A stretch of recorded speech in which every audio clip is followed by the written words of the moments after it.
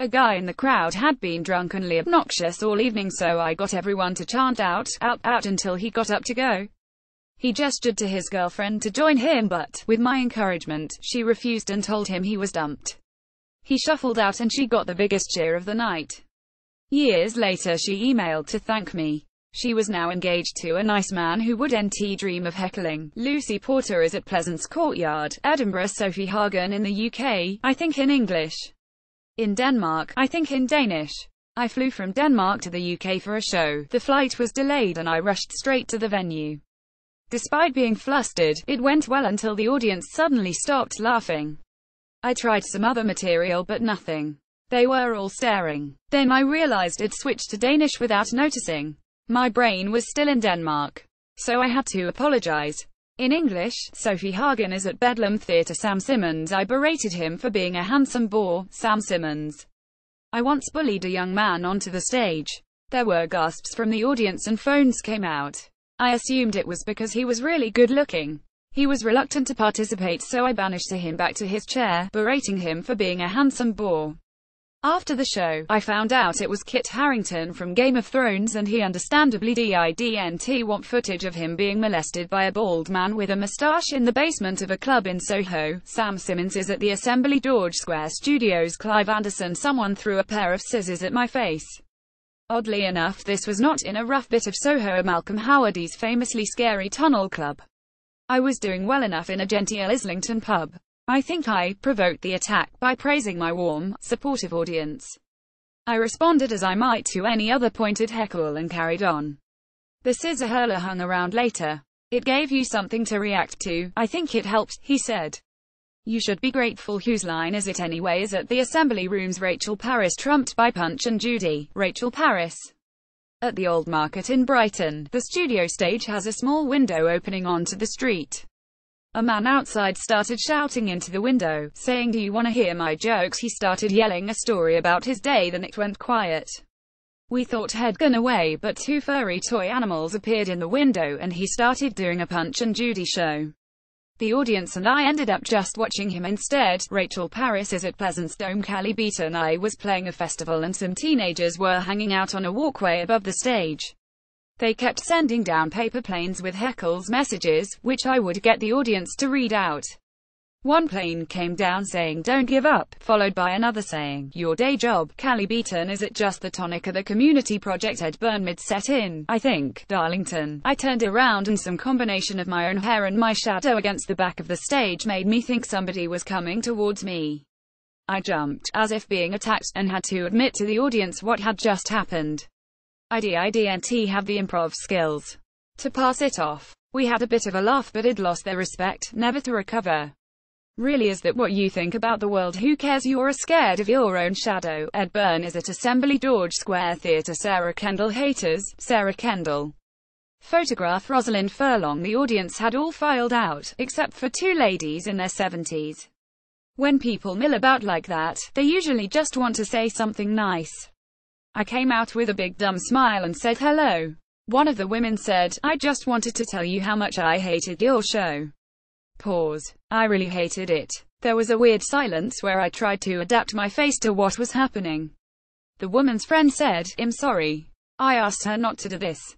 Then we all waited for one of us to talk. After about 30 seconds I said, "Oh, fuck off." As they both made their way out, I qualified it. "I don't mean you, the nice one. You don't have to." And she said, "Thank you. It was a lovely show." Sarah Kendall is at Assembly George Square Studios. Dane Baptiste. It was my third ever gig, a mixed bill at a university, running way behind schedule. I was appearing after all the other acts, in the same way oil goes with water. There was an after party that was supposedly going to be rammed with girls. I was holding up the party. The guys booed. The girls took pity and encouraged me. So the booing increased tenfold. Then a green mist formed. I was getting booed so hard, I could actually see it. The MC had to escort me out. I was too ashamed to ask for my money. Dane Baptiste is at Pleasance Courtyard. Phil Wang. A week into my first Fringe run, I heard whispers that Jimmy Carr was coming. I watched the audience file well, trickle in. No sign of Carr. After my opening 5 minutes, the door creaks open. I see the unmistakable and uniquely luminous face of Jimmy Carr. Everyone watches him sit down, and they continue to watch as he stares like a stoic owl for the remaining 55 minutes. I hadn't yet the skill or confidence to address the owl in the room.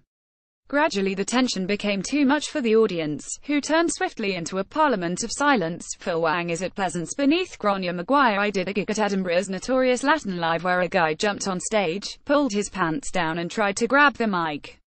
The worst thing about it was that the gig was going so badly the crowd was on his side. Grania Maguire is at the Gilded Balloon TV at Dan Antopolsky. Years ago a student at Birmingham University rugby tackled me off the stage. I had playfully teased his friend.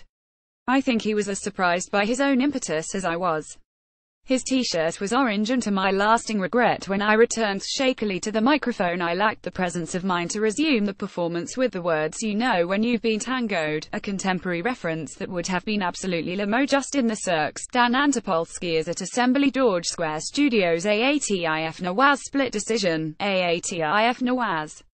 One of the joys of being a Muslim comedian is getting to play the most unusual corporate shows imaginable. On one occasion, I was flown out to Glasgow to perform in front of a segregated audience. Women on the left, men on the right. A giant screen between the two. Aside from making crowd play particularly difficult, it's essentially like doing two gigs at once. I stormed on one side and died on the other. AATIF Nawaz is at Laughing Horse at the newsroom. Katie Brand. I recently toured a show about my teenage years as a fundamentalist, happy-clappy Christian.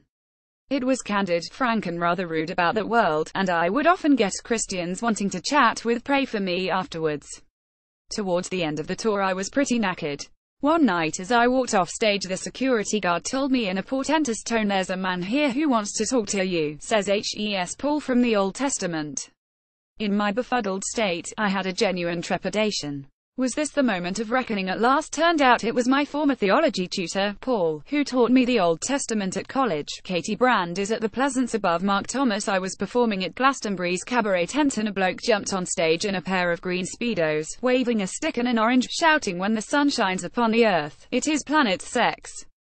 Everyone in the audience suddenly goes for Glastonbury, shouting, "Let him be, let him express himself." Then he dropped the orange and the stick and pulled out a knife. I asked him, "What are you going to do? Butter me to death?" Then he skipped off stage and into the fields. Mark Thomas is at Summer Hall at Sheila Carlson. A local weather girl stood up 10 minutes into my set and asked me to leave. At Sheila Carlson is at Assembly George Square Studios. Milton Jones. It was going so well. A corporate gig for 250 brewery staff. This odd this, I quip. Here you are on your night off with free food and drink. Surely you get that every night of the week we don't get free food and drink, a female voice pipes up. Then how come you're all so fat, I ask. There's an audible gasp. It seems Margaret from accounts has battled for years with her weight. She leaves the room in tears. Tuts and booing. I desperately try and win them back. People begin to leave, like ice breaking off a melting iceberg. I make my excuses and exit quietly. Another time in the moment I might have come up with something else equally audacious but a lot funnier, and been carried shoulder high from the room. Milton Jones is at Assembly Hall Gaines Family Gift Shop. We did a show in the Blind Poet Pub and learned that the most devastating heckle you can receive while expressing your art, throwing fake blood around and shouting profanities, is the one delivered by someone winning the jackpot on the Quizzy. We had to yell and sweat over the sound of the fruit machine whirring and flashing, knowing we were no match for a cascade of pound coins. Gaines Family Gift Shop are at Pleasance Courtyard. Cat Bond off the rails. Cat Bond. During my big opening number I managed to knock into one of the side lights. I spent the rest of the gig wiping blood from my nose. The character I was playing was slightly off the rails and the audience seemed genuinely unsure as to whether it was meant to happen. I was asked at the end where I got the fake blood from. Cat Bond is at Pleasance Courtyard. Jarlath Regan, an audience member, arrived late during my show.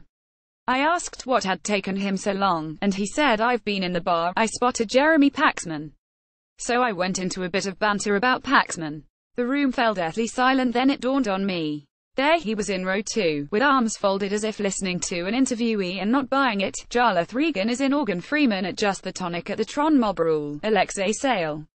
Photograph Murdo MacLeod for The Guardian. Alexei Sale. In my early days as a double act, I appeared at an event my friend was putting on at Hornsey College of Art. He had been one of the best dancers at Wigan Casino and thought it would be a good idea to mount an evening that began with a male and female avant-garde dance duo, continued with our act, and ended with a Northern Soul disco. Unfortunately, the only ones interested in the event, in the hundreds, were local skinheads attracted by the disco. My friend managed to lock the mob out for the dance duo, but they forced their way in for our show. I started my usual aggressive patter, which caused one of them to try and attack me. My wife Linda was manning the bar and managed to catch my assailant forcefully on the head with 3 full cans of lager thrown from a distance of 50 feet. We left with all our friends surrounding us like a phalanx of security guards. Alexei Sale appeared at Underbelly Medquad. Stephen Wright. I paced back and forth on stage during my act. I had walked towards the left of the stage, and when I turned around, there was a woman standing in the middle of the stage. She had long hair, kind of hippie-ish looking. I didn't feel she was going to do me any harm. She was very calm, but it had no warning, no unusual reaction from the audience. I eventually said, "What are you doing here?" and she started walking towards me. The stage people quickly came on and ushered her off. Did I see her afterwards? Oh yes, we dated for 4 years. No, I never saw her. Romesh Ranganathan. I had just started doing corporate gigs which combine great pay with your self-esteem dissolving like a barocca. My agent phoned me and said it's a weird one. The gig was for a pharmaceutical company launching a new drug. They wanted me to host a panel of experts and turn their answers about the medication into comedy. It was also to take place in the morning. Comedy about pharmaceuticals at 9:30 a.m. is what I find most artistically rewarding, so I agreed to take part before I even knew what the fee was. That is how I ended up hosting Have I Got Diabetes News for You. The gig went better than expected, mainly because any attempt at humor will be well received against the backdrop of the latest alternative to insulin. I've had gigs since so bad I've attempted to steer the topic onto diabetes to once again crack open some of the gold from that morning in High Wycombe. Romesh Ranganathan and Friends in Aid of Home Start is at Brighton Dome on the 31st of August.